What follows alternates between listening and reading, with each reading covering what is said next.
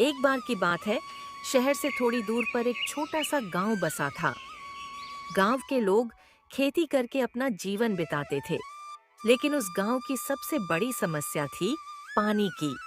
वहां ना तो कोई नदी थी और न ही आसपास में कोई कुआं था, जिस वजह से उस गांव के किसानों को बारिश के पानी पर निर्भर रहना पड़ता था। जब वर्षा होती थी, तब किसानों के खेतों की सिंचाई होती थी। उस गांव में विनय नाम का एक किसान रहता था। उसके घर में उसकी पत्नी और 2 बच्चे रहते थे। विनय बहुत ही मेहनती किसान था। वह सुबह होते ही अपने खेतों में चला जाया करता था और खेतों का सारा काम निपटाकर शाम को घर आया था। विनय की मेहनत की वजह से उसकी फसल बहुत अच्छी हुआ करती थी और अच्छी फसल होने के कारण उसकी फसल बहुत अच्छे लागत पर बिकती थी।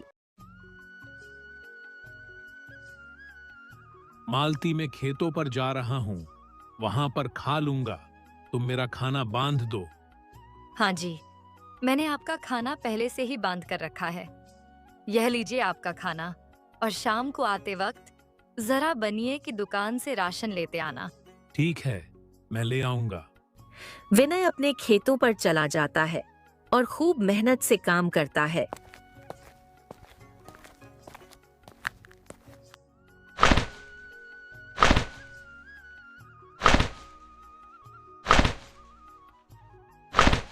फिर थोड़ा थक जाने के बाद वह एक पेड़ के नीचे बैठकर खाना खाता है और थोड़ी देर आराम करता है।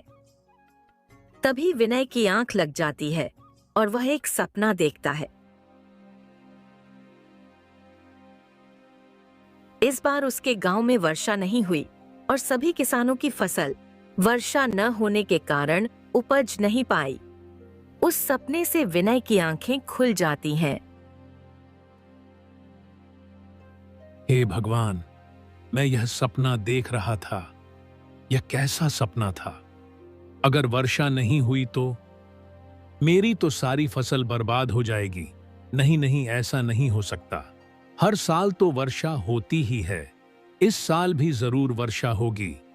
यह मेरा बस सपना ही है।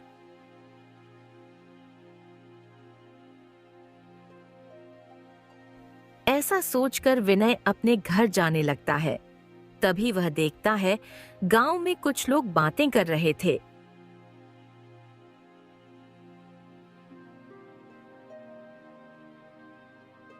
अरे, मैंने सुना है इस बार कुछ गांव में वर्षा नहीं होगी, जिसमें हमारा गांव मधुपुर का भी नाम आता है। टीवी पर न्यूज में दिखा रहे थे कुछ गांव में वर्षा नहीं होगी। यह तुम क्या बात कह रहे हो रघु भाई? अगर वर्षा नहीं हुई तो हमारे खेतों में फसल कैसे लगेगी? और अगर फसल नहीं लगेगी तो हम खाएंगे क्या? क्या कहें भाई, अब तो लगता है भगवान का ही सहारा है। अब तो वही सहारा है, वही हमारे लिए कुछ कर सकता है। भला हम गरीब किसान क्या कर सकते हैं इसमें? हमारे गांव के आसपास तो कोई कुआं या तालाब भी नहीं है जिसे हम अपने खेतों की सिंचाई कर सकें। हम तो केवल वर्षा के पानी पर ही निर्भर हैं। वर्षा होती है तभी तो हमारे खेतों की सिंचाई होती है, जिससे खेतों में अच्छी फसल आती है। अगर वर्षा ही नहीं होगी तो सिंचाई कहां से होगी और फसल कहां से आएगी? हे भगवान, इसका मतलब मेरा सपना सच था। अगर बारिश ही नहीं होगी तो फसल कहां से आएगी? ऐसा नहीं हो सकता। मुझे कुछ ना कुछ तो करना ही होगा। अगर फसल ही नहीं आएगी तो हम खाएंगे क्या? बस एक फसल ही तो हमारा सहारा है, जिससे हमारा जीवन व्यापन होता है। पर अगर वही नहीं उपजी तो उसके अलावा हमारे पास कुछ भी नहीं है, खेती के अलावा। नहीं, मुझे कुछ ना कुछ उपाय तो सोचना ही होगा। ऐसा कहते हुए विनय घर को चला जाता है।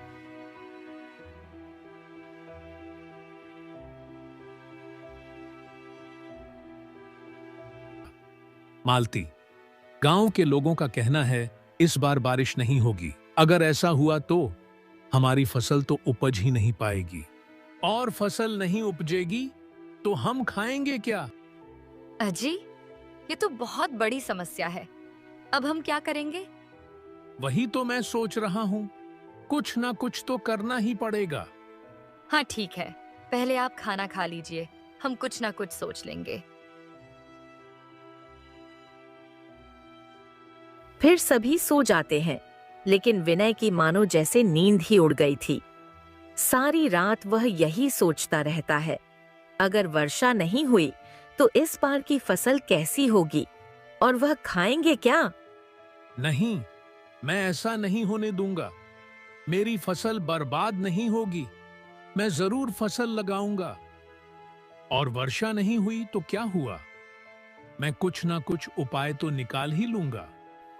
विनय ऐसा सोच ही रहा था, तभी विनय का ध्यान रघु की बातों पर जाता है।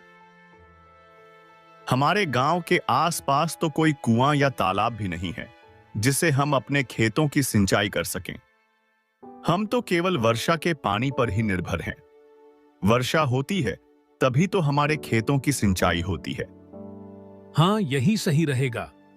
मुझे गांव के कुछ और लोगों की भी सहायता चाहिए होगी। अगर वो लोग मेरी मदद करेंगे तो ये काम जरूर सफल रहेगा। लेकिन सबसे पहले मुझे गांव के सरपंच जी से बात करनी होगी। हाँ तो तय रहा। सुबह होते ही सबसे पहले मैं सरपंच जी के घर जाऊंगा और वहां उनसे बात करूंगा।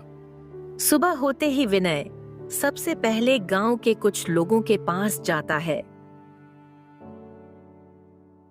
मेरे प्यारे किसान मित्रों, जैसा कि इस बार सुनाने में आया है, किस बार हमारे गांव में वर्षा नहीं होगी। ऐसे में तो हमारी फसल नहीं उपज पाएगी और हमारा परिवार भूख से तड़पता रहेगा। इसलिए हमने इसका कुछ ना कुछ उपाय तो निकालना ही होगा। बात तो तुम्हारी सही है विनय भाई, पर हम क्या कह सकते हैं? मैंने एक उपाय सोचा है रघु भाई। हमारे गांव में एक भी कुआं या तालाब नहीं है, लेकिन अगर हमारे गांव में कोई कुआं या तालाब होता तो हम वर्षा का पानी उसमें इकट्ठा कर सकते थे। लेकिन हमारे गांव में कोई कुआं या तालाब तो है ही नहीं। हमें ही मिलकर कुएं या तालाब की रचना करनी होगी। इसके लिए हमने गांव के सरपंच जी से मिलना होगा और उनसे बात करनी होगी ताकि कुछ समाधान निकल सके। हाँ भाई, तुम सही कह रहे हो। पानी की तो हमारे गांव में बहुत बड़ी समस्या है और हमें इसे मिलकर दूर करना होगा, जिसके लिए हमें सरपंच जी से मिलना होगा। अब सरपंच जी ही हमारी समस्या का कोई ना कोई समाधान निकालेंगे। इस तरह गांव के सारे किसान आपस में बात कर मिलकर सरपंच जी के पास अपनी समस्या के समाधान के लिए जाते हैं और अपना विचार सरपंच जी के सामने रखते हैं।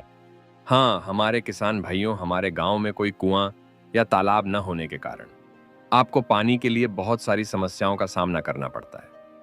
हमारे गांव में कुआं या तालाब न होने के कारण हमारे गांव के सारे किसान भाई वर्षा पर ही निर्भर है। अगर हमारे गांव में भी कुआं या तालाब हो तो किसान भाई कभी भी अपने खेतों सिंचाई की कभी भी कर पाएंगे और हमारे गांव में कभी भी पानी की समस्या नहीं होगी। तुम ठीक कह रहे हो विनय, तुम लोगों ने अच्छी तरकीब निकाली है। हम कल से ही गांव में तालाब खोदने की तैयारी शुरू कर देते हैं और तुम सारे गांव वालों को एक साथ मिलकर गांव में कुआं और तालाब खोदने की तैयारी शुरू करनी होगी। और आप सब गांव वाले जमीन की चिंता मत करो। गांव में जो मेरी जमीन है उसी में तुम लोग मिलकर कुआं और तालाब खोद लेना। गांव के सारे किसान इस बात पर कुआं खोदने के लिए तैयार हो जाते हैं और अगले दिन से ही गांव में कुआं खोदने का काम शुरू हो जाता है। गांव वालों की लगातार मेहनत के बाद कुछ ही दिनों में कुआं खुद के तैयार हो जाता है। बहुत गहराई तक कुआं खोदने के कारण उसमें पानी नजर आता है। पानी को देखकर गांव वालों की खुशी का ठिकाना न रहा और उनकी जान में जान आ गई। सभी किसान गांव के सरपंच जी को इस बात की जानकारी देते हैं कि कुएं में पानी दिखाई देने लगा है। वाह मेरे किसान भाइयों, तुमने तो कमाल ही कर दिया, नामुमकिन को मुमकिन बना दिया। मुझे तुम पर गर्व है। अगर हम एकजुट होकर हर काम निकालेंगे तो हर मुश्किल का समाधान निकल जाएगा। आखिर तुम किसान भाइयों ने मिलकर हमारे गांव में कुआं खोद ही लिया और पानी की समस्या को दूर कर दिया। अब तुम सारे किसान भाई मिलकर बारी बारी अपने खेतों की सिंचाई करना। इससे तुम्हारे खेतों की फसल की अच्छी से सिंचाई हो जाया करेगी और कभी भी हमारे गांव में सूखा नहीं पड़ेगा। और कुआं पास में होने के कारण लोग इसी में से पीने का पानी भर लिया करेंगे। इस तरह इस बार मधुपुर गांव में वर्षा नहीं हुई, लेकिन वर्षा न होने के कारण गांव के किसानों को कोई ज्यादा फर्क नहीं पड़ा, क्योंकि गांव के किसान बारी बारी से कुएं से अपने खेतों की सिंचाई कर लेते थे। गांव में कुआं होने के कारण उनकी फसल कभी नहीं सूखी और उनकी पैदावार हमेशा अच्छी होने लगी। कुआं पास में होने की वजह से अब गांव की सारी महिलाएं गांव के कुएं से ही पानी भरकर ले जाया करती थीं। इस तरह मधुपुर गांव में खुशियां फिर से लौट आईं और गांव के लोग अपना जीवन खुशी खुशी बिताने लगे।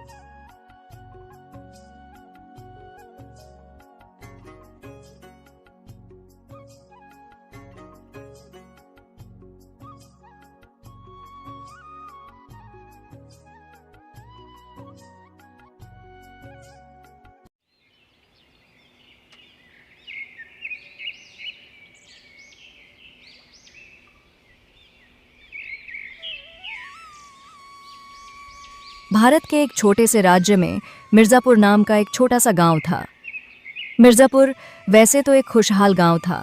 यहाँ चारों तरफ हरियाली और हरे भरे लहलहाते खेत दिखाई देते थे। लेकिन कुछ समय से मिर्जापुर में बरसात न होने के कारण गांव में सूखा पड़ने लगा था।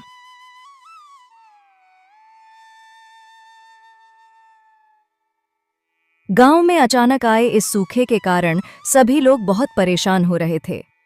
तब गांव के सभी लोग गांव के मुखिया के पास जाते हैं। मुखिया के घर के बाहर पहुंचकर राजू मुखिया को जोर जोर से आवाज लगता है। मुखिया जी, ओ मुखिया जी, घर पर हो क्या? हाँ, घर पर ही हूँ। बोलो क्या हुआ? अचानक पूरी मंडली लेकर यहाँ कैसे आना हुआ? अचानक? लगता है आपको अपने गांव पर ध्यान नहीं है मुखिया जी।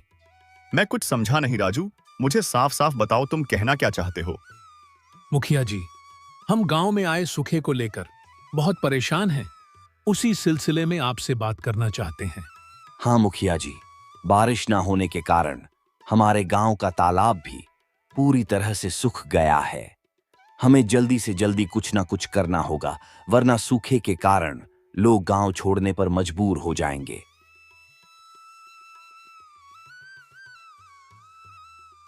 नहीं नहीं, गांव वालों डरो मत। मैं भी जानता हूं कि क्या हालत हो गई है हमारे गांव की इस सूखे के कारण। लेकिन ऐसा सूखा हमारे गांव में बहुत साल बाद आया है। इस सिलसिले में बात करने के लिए गांव के बहुत बड़े पंडित जी को बुलाया है। देखते हैं पंडित जी क्या उपाय बताते हैं। मुखिया जी, पंडित जी कब आने वाले हैं? पता नहीं राजू, मैंने पंडित जी के पास संदेश तो भेज दिया है, पर लगता है पंडित जी अब भी गांव से कहीं बाहर गए हैं। आज शाम या कल सुबह तक वापस आ जाएंगे। जैसे ही पंडित जी आ जाते हैं, सबसे पहले मैं उनसे इस समस्या का समाधान निकालने के लिए कहूंगा। ठीक है मुखिया जी, जैसा ही पंडित जी वापस आ जाए और आपको इस सूखे का कोई इलाज मिल जाए तो हमें जरूर बताइएगा। और अगर सूखे की समस्या का हल निकालने में आपको हमारी जरूरत पड़े तो हमें तुरंत बताइएगा। ठीक है राजू, जैसा ही मुझे इस समस्या का कोई समाधान मिलता है तो मैं तुम लोगों को जरूर बताऊंगा। मुखिया जी से बात करके सभी गांव वाले अपने अपने घर निकल पड़े। फिर अगली सुबह पंडित जी सुबह सुबह अपने शिष्य को लेकर मुखिया के घर पहुंच गए। मुखिया बेटा, ओ मुखिया बेटा, घर पर हो क्या? अरे पंडित जी, आप आ गए। हाँ मुखिया बेटा, सवेरे सवेरे ही दूसरे गांव से आया हूँ, लेकिन जैसे ही गांव की इतनी बड़ी समस्या के बारे में पता चला, मैं तुरंत तुम्हारे पास आ गया। धन्यवाद पंडित जी, जो आप अपना इतना कीमती समय निकाल कर आ गए। चलिए पंडित जी, घर के अंदर बैठकर बातें करते हैं। मुखिया और पंडित जी घर के अंदर जाकर और बैठकर बातें करने लगते हैं। बोलो मुखिया बेटा, इस संकट के बारे में कुछ सोचा या नहीं? नहीं पंडित जी, मैं तो आपका ही भरोसा बैठा था। आप आएंगे तो समाधान निकालेंगे कुछ इस संकट का।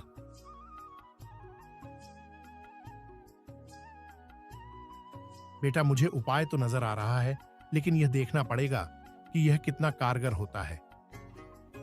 कौन सा उपाय? जल्दी बताएं ना पंडित जी। मुखिया बेटा, हमारे गांव के किनारे जो कुआं है, वहां किसी को भेजो और देखने के लिए बोलो कि उस कुएं में पानी है या नहीं। मैं कुछ समझ नहीं पा रहा हूं पंडित जी कि गांव में आए सूखे और गांव के किनारे उस कुएं का क्या लेना देना है। बेटा, गांव में जब भी कोई संकट आता है तो वह हमारी कोई ना किसी गलती के कारण ही आता है। मुझे ऐसा लगता है कि गांव के लोगों ने गांव के किनारे उसे कुएं से पानी लाना बंद कर दिया है, जिस कारण उस कुएं के पानी से हमारे गांव का जो पुराना रिश्ता है वह टूट गया है, जिस कारण इस्तेमाल कुएं का पानी या तो सूख गया होगा या फिर में कुएं के पानी से अजीब सी दुर्गंध आने लगी होगी। मुखिया बेटा, तुम जल्दी ही किसी को भेजकर यह पता लगाओ। मुझे लग रहा है उसे कुएं के सूखने के कारण हाय हमारे गांव में यह पानी का संकट आया है। जी पंडित जी, मैं अभी राजू को भेजकर पता लगवाता हूं कि कुएं का क्या हाल है। लेकिन पंडित जी, एक सवाल था जो आपसे पूछना था। हाँ बेटा, पूछो ना, क्या पूछना है? पंडित जी, आप तो जानते ही हैं हमारे गांव में एक कितना बड़ा तालाब है और हर गांव वाले के घर में नल लगा हुआ है। तो अब आप ही बताएं, जब घर में ही पानी की इतनी अच्छी सुविधा है तो गांव वाले इतने दूर गांव के किनारे कुएं पर पानी भरने क्यों जाएंगे भला? बेटा, तुम्हारी बात भी सही है, मगर इसका जवाब हमें कुएं के पास जाकर ही पता चलेगा। पंडित जी के कहे के अनुसार राजू गांव के किनारे वाले कुएं के पास जाता है। जब वह कुएं को देखता है तो कुएं में एक बूंद भी पानी नहीं होता। अरे यह क्या? यह कुआं तो पूरी तरह सूख चुका है। मुझे फौरन ये बात पंडित जी और मुखिया जी को जाकर बतानी होगी। राजू तुरंत ही मुखिया के घर जाता है।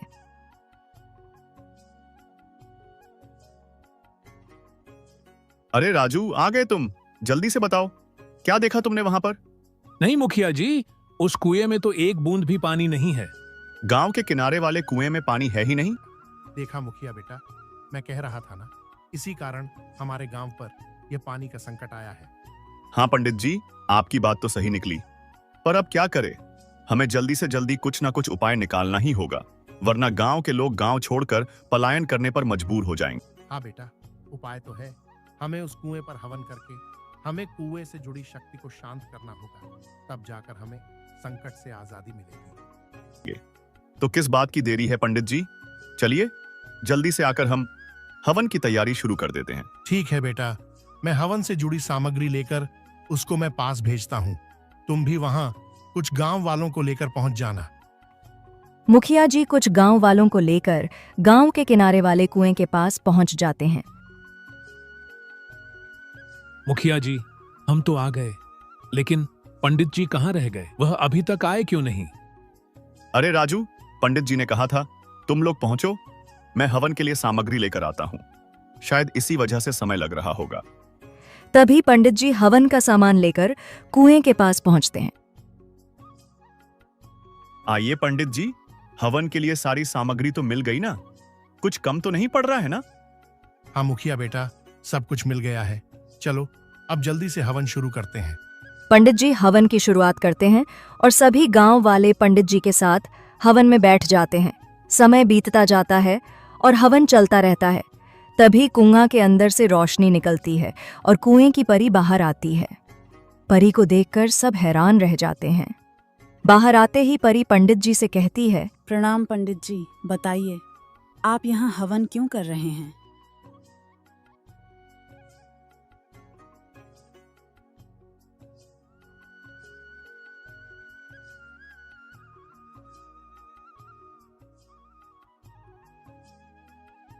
प्रणाम कुएं की परी, हमारे गांव में अचानक से सुख की समस्या आन पड़ी है और आपका ये कुआं भी सूख गया है। इसलिए हमने सोचा शायद इस कुएं की शक्ति हमसे नाराज है।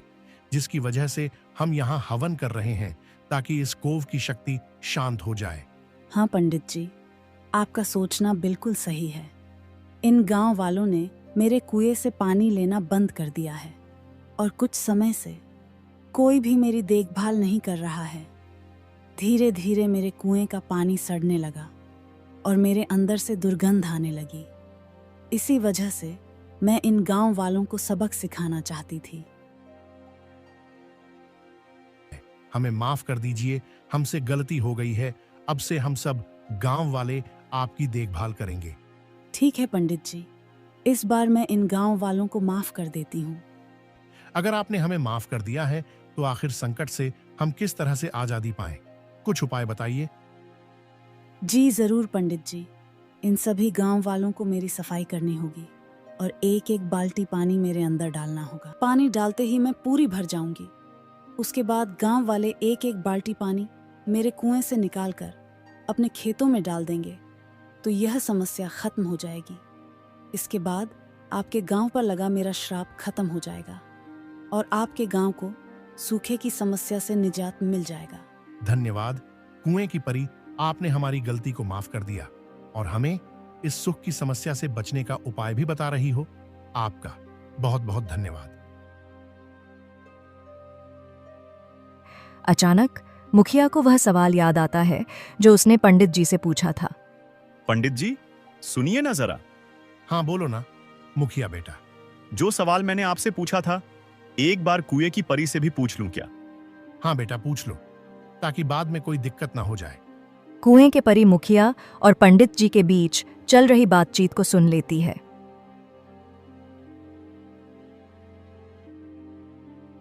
मुखिया, मुझे पता है तुम्हारे अंदर कोई सवाल है जो तुम मुझसे पूछना चाहते हो। जो भी पूछना है पूछ लो। सबसे पहले तो मैं आपसे गांव वालों की तरफ से माफी मांगता हूं और आपका धन्यवाद भी करता हूं कि आपने अपना दिल बढ़ाकर हम गांव वालों को माफ कर दिया है।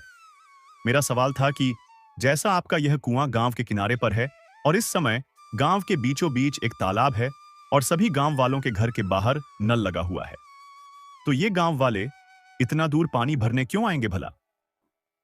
देखो मुखिया, मैं जानती हूँ कि तुम गांव वालों के पास पानी की सुविधाएं मौजूद है। मैं यह नहीं कह रही हूँ कि तुम लोग मेरे पास रोज पानी भरने आओ। मैं जानती हूँ कि तुम एक चीज आ जाने के बाद अपनी पुरानी चीजों की कदर करना छोड़ देते हो। इसलिए मैं बस यही चाहती हूँ कि तुम लोग अपने पुराने चीजें की कदर करना सीखो और कभी कभी आकार मेरे साफ सफाई कर लेना बस। ठीक है कुएं की परी, हम आपकी हर बात का ख्याल रखेंगे। बहुत अच्छे मुखिया, चलो अब मैं चलती हूँ और मैंने जो बातें बताई हैं हम सभी बातों को याद रखना। नई चीजें के मिलते ही पुरानी चीजों की कदर करना मत छोड़ो, मत भूलो। ये पुरानी चीजें उस वक्त तुम्हारे साथ थे जब तुम्हारे पास नई चीजों का नामो निशान भी नहीं था। कुएं की परी फिर से कुएं के अंदर चली जाती है। पंडित जी कहते हैं, चलो मुखिया बेटा, सभी को बोलो एक एक बाल्टी पानी कुएं में डाल दे और एक एक बाल्टी पानी निकालकर अपने खेतों में डाल दे। चलो सब लोग, अब एक एक बाल्टी पानी लेकर अपने अपने खेतों में डाल दो। और राजू, तुम एक काम करो, एक बाल्टी पानी लेकर उस सूखे तालाब में भी डाल देना। ठीक है मुखिया जी। गांव वाले अपने अपने घर से एक एक बाल्टी पानी लाते हैं और साथ में सफाई का सामान भी लाते हैं। सभी गांव वाले बारी बारी से कुएं की सफाई करते हैं और अपने साथ लाए बाल्टी की पानी को कुएं में डाल देते हैं। कुएं में पानी डालते ही पूरा कुआं पानी से भर जाता है। फिर क्या था, सभी गांव वालों ने एक एक बाल्टी पानी कुएं से निकालकर अपने अपने खेतों में डाल दिया। राजू ने भी एक बाल्टी पानी सूखे हुए तालाब में डाल दिया। कुएं की परी के कहे अनुसार जैसे ही गांव वालों ने अपने अपने खेतों में कुएं का पानी डाला, वैसे ही गांव में बारिश होने लगी और बारिश को देखते ही सभी गांव वाले बारिश में झूमने लगे। ऐसी ही मजेदार कहानियां देखने के लिए Ramu eka chotse gamba mem rahane vala eka sadarana kasanada, vaha garibada, lekina usaki mehanada ora amanadari pure gamba mem masahora ti, usaka paravara chodada, usaki padni sita ora anaka beta chotu, Ramu ke pasa thori si jaminati, jisa paravaha dina rada mehanada karake fasala ugadada, ### kathanai bara javana Ramu ka javana asana nahimda, Kai bara suka parajata, Takabi bari sa Usaki fasalam ko barbada karadeti, Lekina ramu kabi hara nahim manata, Vaha hara bara nayamida ke satha apani jamina ko jotata ora fasala yugan ki kazisa karata. Akadina ki gatana eka bara gamba mem eka setha aya, jo gariba kisanam ko karja dakara anaka sosana karatada, Ramu ko bi fasala bone ke lai paise ki jarurata ti, isali majabari mem usain setha se karja lia, setha ne bari baeja lagakara us paise dai, Ramu ne kari mehanata ki ora fasala achi way, Lekina jaba vaha apani fasala bakain gaya, to use usita dama nahim mila, vaha parasana ho gaya kyonki use sethaka karja kukana da. Ramu ka sangarsa ramu ne tanalia ki vaha apani mehanata ora amanadari se haisa samasya ka samadana nikolega, usain gamva mem duser kisanam se bataki ora anhem sangathita kia, sabi ne milikara setha ke kilafa avaja utai ora eka nai mandi banai. Jaham kasana apani fasala ka sahidama pa sakam. Safalata ki ora ramu ki mehanata rangalai. Dur gamba ke kasana adminarbara ho gai. Aba anhem setha ke karja para nirbara nahim rahana paradada. Ramu ka paravara bi kusahala ho gaya. Isa taraha ramu ki kahani hamem sikati hai ki mehanata. Amanadari ora akata se hara kathanai ko durakia ya sakata hai. Ramu एक छोटे से गांव में रहने वाला एक साधारण किसान था। वह गरीब था, लेकिन उसकी मेहनत और ईमानदारी पूरे गांव में मशहूर थी। उसका परिवार छोटा था, उसकी पत्नी सीता और उनका बेटा छोटू। रामू के पास थोड़ी सी जमीन थी, जिस पर वह दिन रात मेहनत करके फसल उगाता था। कठिनाई भरा जीवन। रामू का जीवन आसान नहीं था। कई बार सूखा पड़ जाता तो कभी बारिश उसकी फसलों को बर्बाद कर देती, लेकिन रामू कभी हार नहीं मानता। वह हर बार नई उम्मीद के साथ अपनी जमीन को जोतता और फसल उगाने की कोशिश करता। एक दिन की घटना। एक बार गांव में एक सेठ आया जो गरीब किसानों को कर्ज देकर उनका शोषण करता था। रामू को भी फसल बोने के लिए पैसे की जरूरत थी, इसलिए मजबूरी में उसने सेठ से कर्ज लिया। सेठ ने भारी ब्याज लगाकर उसे पैसे दिए। रामू ने कड़ी मेहनत की और फसल अच्छी हुई, लेकिन जब वह अपनी फसल बेचने गया तो उसे उचित दाम नहीं मिला। वह परेशान हो गया क्योंकि उसे सेठ का कर्ज चुकाना था। रामू का संघर्ष। रामू ने ठान लिया कि वह अपनी मेहनत और ईमानदारी से ही इस समस्या का समाधान निकालेगा। उसने गांव में दूसरे किसानों से बात की और उन्हें संगठित किया। सभी ने मिलकर सेठ के खिलाफ आवाज उठाई और एक नई मंडी बनाई, जहां किसान अपनी फसल का सही दाम पा सकें। सफलता की ओर रामू की मेहनत रंग लाए। धीरे धीरे गांव के किसान आत्मनिर्भर हो गए। अब उन्हें सेठ के कर्ज पर निर्भर नहीं रहना पड़ता था। रामू का परिवार भी खुशहाल हो गया। इस तरह रामू की कहानी हमें सिखाती है कि मेहनत, ईमानदारी और एकता से हर कठिनाई को दूर किया जा